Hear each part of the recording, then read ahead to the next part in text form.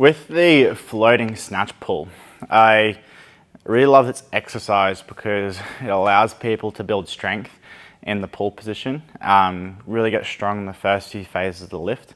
I think just a great accessory movement to build a good snatch. I think a lot of people think I just need to do more snatches to get better at snatches, where you can really break it down, work on individual parts and get stronger at each part to then pull it all together.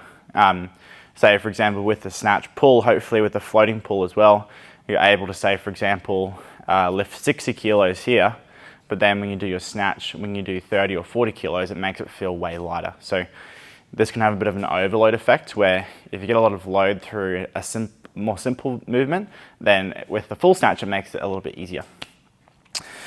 So now with the floating pull, what we want to work on, same setup, same position. I'm going to show you something with the straps in a sec, but you can just hold onto the bar normally because, assuming you don't have any equipment, just hold onto the bar in your normal snatch grip. The first rep won't count, you'll have to stand up first. This is when you'll start the exercise. You'll lower the bar down, just keep it off the floor, and then push, keep the bar close to the legs the whole time, and shrug. So this one will be flat feet.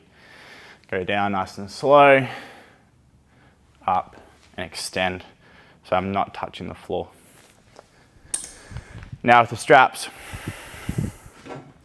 these make the movement a lot more effective because you can load it up a lot more and use the legs a lot more. So with a strap, the way I like to put them on, say if you got straps like this, you can use other ones, whatever kind of strap you prefer. I like to put them on so it goes towards my thumb.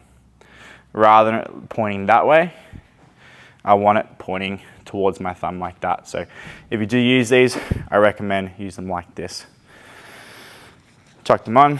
You can get a pair from Rebel sports store or any other place really. Now when you do add these on, go into the wider grip. Go underneath the bar. So don't go over the top of the bar like that. Go underneath towards your hand, coil it around, then tighten it as you would say a motorbike handle. Really trying to feel like the strap is tight around the wrist. Put one on, loop, other one like this, underneath, over, over. Even if it's not in the right position straight away, you can slide it out and then keep tightening it so that it's nice and solid and you're connected to the bar. And then you just do the same thing. Set up, chest up, push, and shrug like this. Don't touch the floor, and extend like that.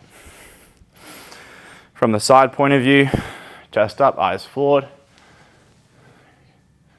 staying off the floor. That's the floating element, so you don't touch the ground. Feeling the bar stay close to the leg the whole time. Push, and really imagine you're pushing with your legs, keeping your arms long. So a bit more of a simpler movement. I suggest give this a go, otherwise just hold onto the bar. Really focus on using your legs, chest is forward, eyes are up, and really make sure you're feeling like the legs are doing most of the work. Some common mistakes with the floating pull, I would say would mainly be putting on the straps, I would say incorrectly. They still work, but I find the way that I've tried them, the way I put them on seems to be the most effective way.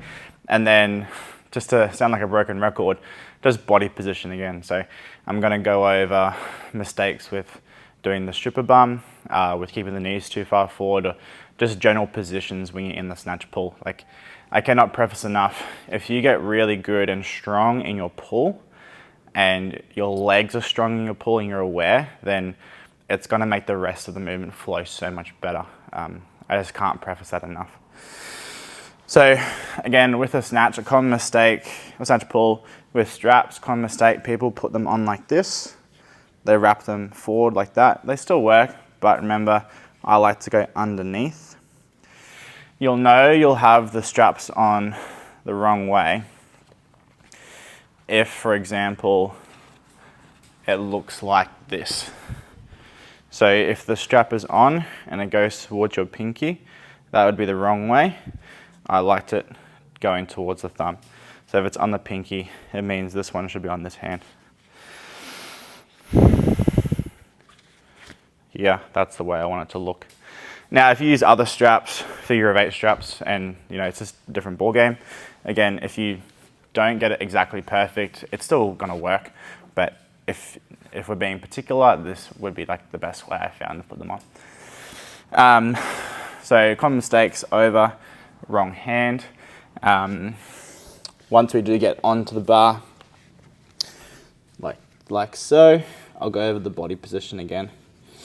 And just rushing too much, going onto the toes or using the arms too much. So a common thing when I get people to do their pull, they'll do this usually straight away. Okay. I don't want that. I don't want you to launch it up or hip thrust the bar or bend your arms or go onto your toes. All I want to see is start in this position, lower down, hold above the ground so it's not touching the floor, push with the legs, and then shrug with the shoulders. That's all I want. That speed, that tempo, that slow. When it comes to body position, to go over some of the points again, we don't want to be going this and then extending. You don't want to shoot your bum back too soon. You want to stay over the bar, extend through the legs, keep it close to you, not too far back, close, and then think about getting tall to the ceiling. That's what I want to see. Vice versa, if you keep scraping your knees or scraping your shins too much, you're probably just keeping the knees too far forward for too long, and we don't want to see that either. You do need to extend. The knees will need to come back, but then you will get back underneath the bar and shrug from there. That's the main 2 things, I think. Body position. You have the chest position as well, which we've spoken about. Make sure your chest is up, eyes are forward. Something to probably say about chest position. Don't be too hard on yourself.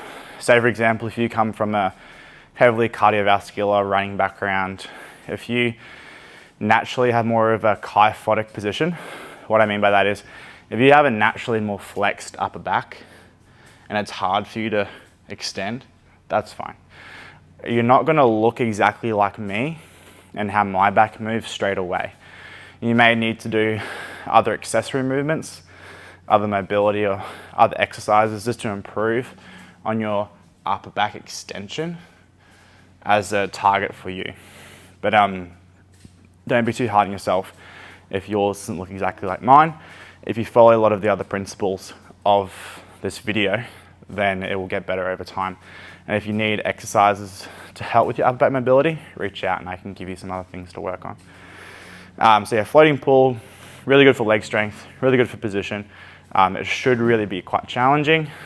Make sure you put your straps on well if you do use them, and make sure you're not shooting your bum up too soon or scraping your knees. We want to control the knees like we did in the 3-position snatch.